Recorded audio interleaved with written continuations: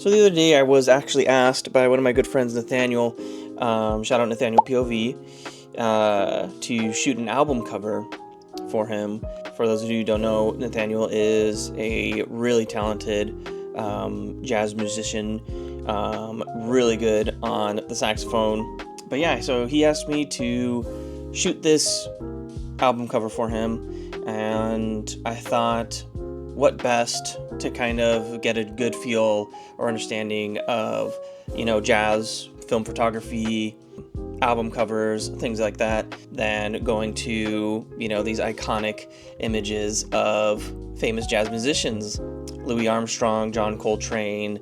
I was looking at some of these for inspiration. I think that one thing that I really did notice in all of these photos, obviously, they're all black and white, but they are very, very finely detailed here. Very strong contrast. You see the subject is highlighted very well in these images. However, there's a lot of emphasis placed on their instrument as well. One thing that I really liked about these images as well, the instruments are very front-facing, some of them even taking the majority of the composition, and they have really strong grain, strong shadows. They're usually very close up. The angles in which these were shot in, they're all kind of crazy angles. Some from the top down, others looking up, creating these very striking visual images. I was particularly inspired by Chuck Stewart, Bob Parent, and Don Hunstein. I think they so perfectly capture the power and emotion in every single one of their images. They certainly created that sort of jazz iconography that we see very commonly throughout the 40s and 50s. One thing I really enjoyed about Chuck Stewart's image of John Coltrane here is I think it really encapsulates one of his favorite quotes, where he says, "It's the photographer's eye that gives a picture soul and tells a story." You see John Coltrane centered in the middle of the image, half covered in shadow with a very strong light, and in it I feel it captures a lot of raw emotion, a lot of deep connection with his instrument. You really feel his presence in this image here. So when we got started, we ended up going next to the Disney Concert Hall in downtown LA. Homie said he knew a spot. I brought my Mamiya RB67 and myself, just kind of really wanting to just get as comfortable as I could with my Mamiya anyways, so I was really shooting on that. I still had some old color film still inside, so I got 2 shots on color film. I mean, they're alright. I believe this is Cinestill, if I'm remembering correctly. Yeah, they're alright. I really feel like the color missed here. I'm definitely there's something off about it that I don't really like. I feel like even if I were to, zoom in this image or something like that, maybe there might be something there, but yeah, I'm not really feeling it. Once I finished those 2 shots, I switched to the black and white. So I shot this on Cinestill's 120 XX, black and white, and I do feel like I got something pretty close.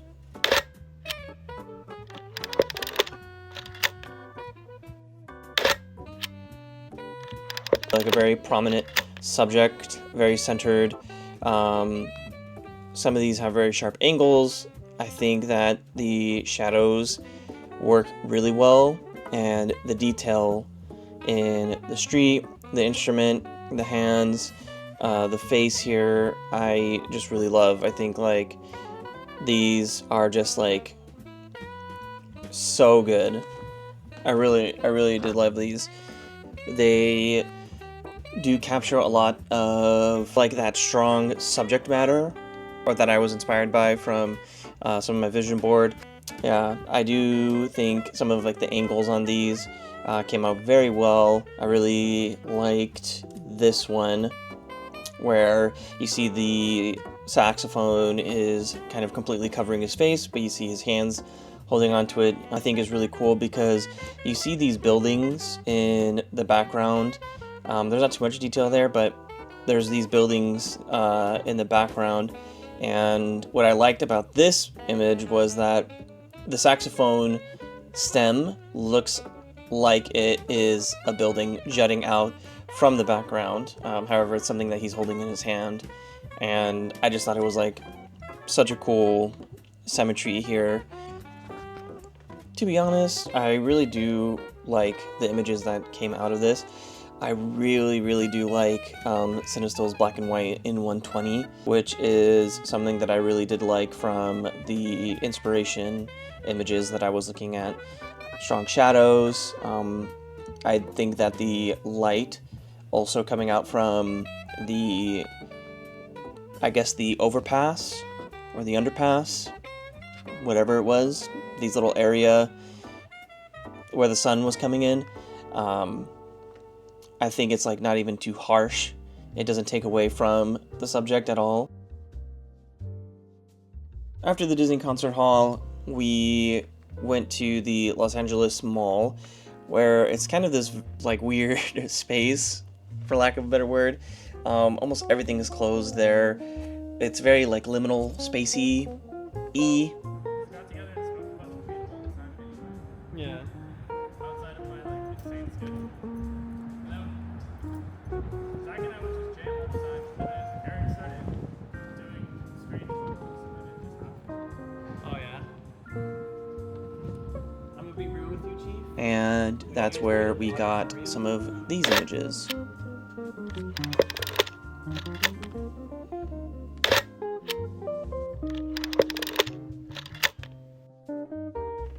I'm not gonna lie, I think the way that these images came out are a stark contrast to what I shot earlier by the Disney Concert Hall.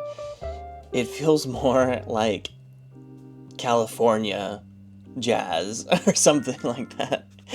I feel like the light is so much more pronounced. Obviously, we shot these outside, but it's so much more pronounced in these images.